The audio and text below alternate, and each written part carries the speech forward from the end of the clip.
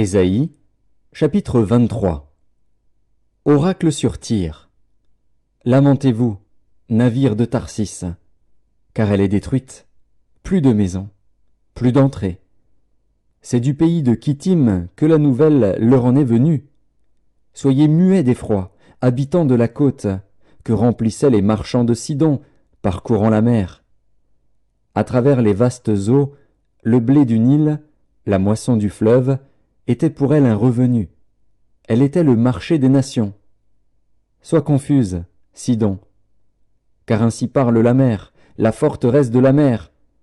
Je n'ai point eu de douleur, je n'ai point enfanté, je n'ai point nourri de jeunes gens, ni élevé de jeunes filles.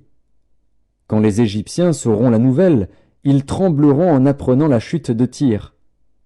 Passez à Tarsis, lamentez-vous, habitants de la côte. Est-ce là votre ville joyeuse? Elle avait une origine antique, et ses pieds la mènent séjourner au loin.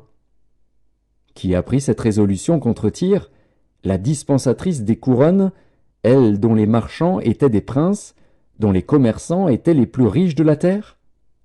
C'est l'Éternel des armées qui a pris cette résolution, pour blesser l'orgueil de tout ce qui brille, pour humilier tous les grands de la terre. Parcours librement ton pays, pareil au Nil, fille de Tarsis. Plus de joug. L'Éternel a étendu sa main sur la mer. Il a fait trembler les royaumes. Il a ordonné la destruction des forteresses de Canaan. Il a dit, « Tu ne te livreras plus à la joie, vierge déshonorée, fille de Sidon. Lève-toi, passe au pays de Kittim. Même là, il n'y aura pas de repos pour toi. Vois les Chaldéens, qui n'étaient pas un peuple, ces habitants du désert, pour qui l'Assyrien a fondé un pays. Ils élèvent des tours, ils renversent les palais de Tyr, ils les mettent en ruine. Lamentez-vous, navires de Tarsis, car votre forteresse est détruite. En ce temps-là, Tyr tombera dans l'oubli 70 ans, ce que dure la vie d'un roi. Au bout de 70 ans, il en sera de Tyr comme de la prostituée dont parle la chanson. Prends la harpe, parcours la ville, prostituée qu'on oublie.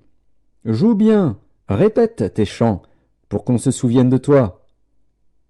Au bout de 70 ans, l'Éternel visitera Tyr, et elle retournera à son salaire impur. Elle se prostituera à tous les royaumes de la terre, sur la face du monde. Mais son gain et son salaire impur seront consacrés à l'Éternel. Ils ne seront ni entassés ni conservés. Car son gain fournira pour ceux qui habitent devant l'Éternel une nourriture abondante et des vêtements magnifiques.